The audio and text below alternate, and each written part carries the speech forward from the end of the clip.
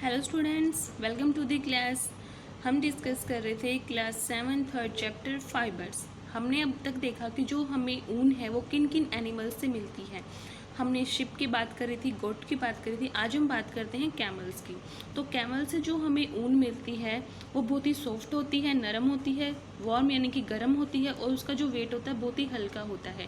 अगर हम mail camel की बात करें यानी कि नर कैमल की, तो वो हमें एनुअली यानी कि साल में 12 से 15 किलोग्राम तक हमें वूल प्रोवाइड कराता है। अगर हम फीमेल कैमल की बात करें तो उससे हमें 6 से 8 किलोग्राम तक साल में जो हमें ऊन प्रोवाइड कराता है। अगर हम देखें कि जो सबसे बेस्ट क्वालिटी की ऊन है वो हमें किस कैमल से मिलती है, तो उसका नाम है बैक्टीरियन कैमल्स, जो आपको साइबेरिया, चाइना यहाँ पे मिलता है। अब यहाँ पे आपके कैमल की 2 वेराइटीज़ हैं, जिसका नाम है एल्पिका और लेमा। ये आपको साउथ अफ्रीका में देखने को मिलती है। ये इनसे भी हमें जो अच्छी क्वालिटी की जो वूल होती है वो हमें ऑब्टेन होती है, मिलती है। अब आता है आपका एंगोरा रैबिट। ये आपकी रैबिट की ही एक वैरायटी है। इससे जो हमें ऊन मिलती है ना, वो बहुत ही फ्लफ़ी होती है, मतलब फूली फूली होती है और बहुत ही अच्छी किस्म की होती है। तो एंगोरा रैबिट का यूज़ भी हम वूल ऑब्टेन करने के लिए करते हैं। अब हमें वूल तो ऑब्टेन हो गई, अब हमें क्या करना है, उसके फाइबर्स बनाने हैं, यानी कि उसको रेसे बनाने हैं। फिर रेसों से हम क्या बनाते हैं, उसके धागे बनाते हैं, और तब जाके हमारा कपड़ा बनता है। तो अब हम उस वूल को कैसे सेपरेट करते हैं, तो इसके लिए हम बहुत सारे प्रोसेसेस करते हैं, जैसे कि आपका शेयरिंग है, स्कोरिंग है, शॉर्टिंग, ग्रेडिंग, डाइंग, ड्राइंग। तो ये सारे प्रोसेसेस हैं जो आप करते हैं। सबसे पहले आता है शेयरिंग। शेयरिंग का जो प्रोसेस होता है उसमें हम क्या करते हैं, flash from the body of the animals, उसको हम रिमूव करते हैं। जो मतलब ऊन वाली ऊपरी सतह होती है उसको हम क्या करते हैं, शेयरिंग प्रोसेस के थ्रू अलग करते हैं। इसमें हम क्या कर सकते हैं, सीजर्स का यूज़ करते हैं, जैसे कि आपके ब्लेड वगैरह, या फिर क्लिपर्स ऐसी चीज़ें होती हैं जो मेटल की बनी होती है, जिसका जो यूज़ होता है वो काटने के लिए करते हैं, जैसे कि हेयर्स या नेल्स वगैरह को काटने के लिए किया जाता है। या फिर हम शेयरिंग मशीन्स को यूज़ करते हैं, ताकि जो एनिमल की बॉडी है उससे जो आप वूल को सेपरेट कर सकें। तो ये शेयरिंग का प्रोसेस उसके लिए किया जाता है। और जो आदमी या जो नहीं पर्सन जो ये काम करता है उसको हम शेयरर करते हैं। जैसे कि आप अपने बाल कटवाने जाते हैं किसी सैलून्स में, तो जो आपके बाल काटता है उसको आप बार्बर बोलते हो, तो इसीलिए इसको हम बोलते हैं शेयरर, यानी कि जो शेयरिंग का प्रोसेस कर रहा है उसको शेयरर बोलते हैं।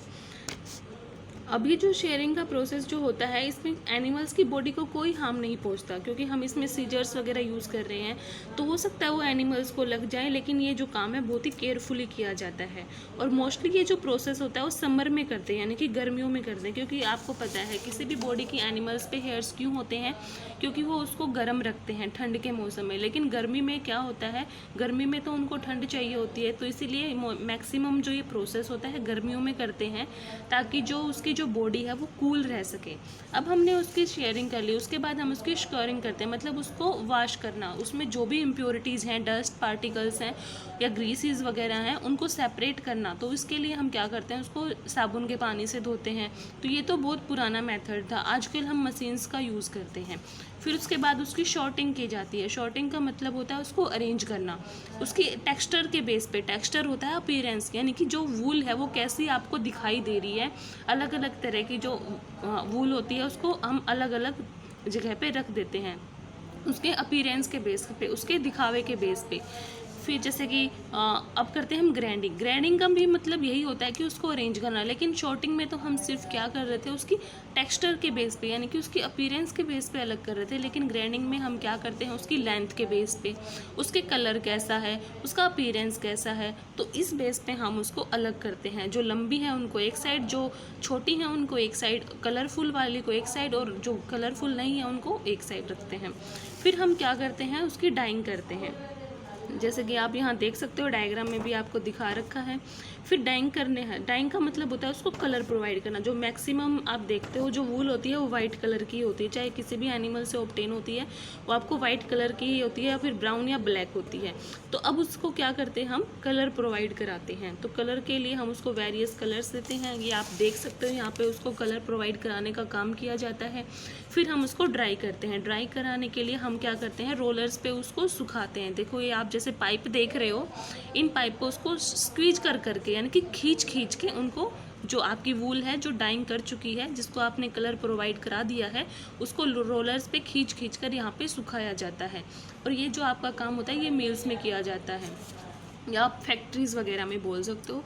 फिर जो ये आपने डाइंग कर दिया, उनको ड्राई भी करा दिया, अब हम क्या करते हैं, उसको यान बनाते हैं, उसको हम ट्विस्ट करते हैं ऐसे, यानी कि उसको बुनते हैं, ट्विस्टेड करते हैं, उसको घुमाते हैं ताकि हम क्या कर सकें, उससे अपना यान बना सकें, यानी कि धागा बना सकें। अब जब हमारे पास धागा आ जाता है तो हम वूल का क्या काम करते हैं, जो आपने देखा था हमने लेंथ के अकॉर्डिंग भी सेपरेट किया था। जो छोटी ऊन होती है उसका यूज़ हम करते हैं अपने वूलन्स क्लॉथ्स बनाने के लिए, लेकिन जो लार्ज होती है उसका यूज़ करते हैं हम स्वेटर्स वगैरह बनाने के लिए with the help of knitting. ये आपकी निडल जैसे स्ट्रक्चर्स होती हैं जिसका काम क्या होता है, स्वेटर बुनने के लिए किया जाता है, ये आप देख सकते हो। तो ये सारा प्रोसेस था आपकी वूल को सेपरेट करने का।